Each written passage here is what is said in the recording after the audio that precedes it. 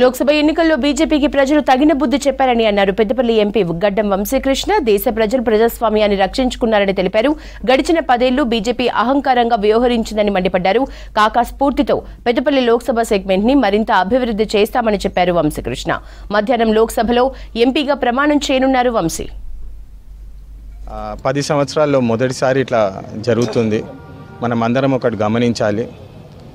ప్రజాస్వామ్యం ప్రజలకు ఒక స్వేచ్ఛ వచ్చేలాగా ఓటింగ్ జరిగింది. బీజేపీ పార్టీకి ఏదైతే మెజారిటీ 400 పార్ అని చెప్పి వాళ్ళు ఏదైతే స్లోగన్స్ చెప్పినారో అది అవ్వలేదు. ప్రజలు డెమోక్రసీని సేవ్ చేద్దామని చెప్పి ఏదైతే 240 సీట్లు ఇచ్చినారో మీరందరూ చూస్తున్నారు. కేవలం అహంకారం అగేన్స్ట్ ఈ ఓట్ అని చెప్పి నేనైతే భావిస్తున్నాను. మన ప్రజాస్వామ్యాన్ని డెమోక్రసీని రక్షించాలని చెప్పి ఓటింగ్ జరిగిందని నేను నమ్ముతున్నాను. ఇది మీరు చూస్తున్నారు. గత 10 సంవత్సరాల్లో బీజేపీ పార్టీ ఎవరిని పట్టించుకోకుండా వాళ్ళకి ఏం దోచిందో అది చేసినారు. వాళ్ళకి ఏం కావాలన్నది చేసినారు. వాళ్ళ అగేన్స్ట్ మాట్లాడిన వాళ్ళ మీద దాడులు చేసినారు.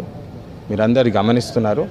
ఈసారి మొదటిసారి బీజేపీ పార్టీ గవర్నమెంట్లో వచ్చిన తర్వాత ఇతర పార్టీలతోటి మాట్లాడి వాళ్ళకి ఏం కావాలో అనుకూలంగా ఒకసారి కనుక్కోవడం కూడా చాలా ఆశ్చర్యంగా ఉన్నది. అండ్ అది మన దేశాన్ని కూడా మంచిదని చెప్పి నేను భావిస్తున్నాను. ఇది కేవలం భారతదేశ ప్రజలందరికీ నా హృదయపూర్వక ధన్యవాదాలు. వాళ్ళు మన డెమోక్రసీని రక్షించుకున్నారని నేను భావిస్తున్నాను. బీజేపీ ప్రభుత్వం కాదు, ఇది ఎన్డీఏ ప్రభుత్వము.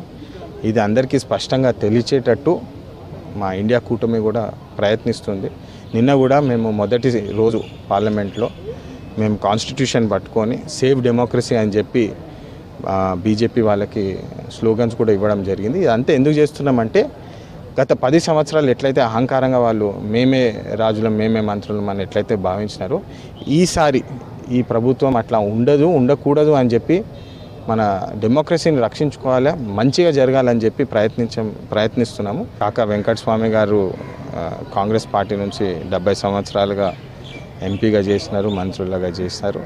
తర్వాత వివేక్ గారు కూడా ఎంపీగా అయ్యారు. ఈసారి ప్రజలు నాకు అవకాశం ఇచ్చినారు.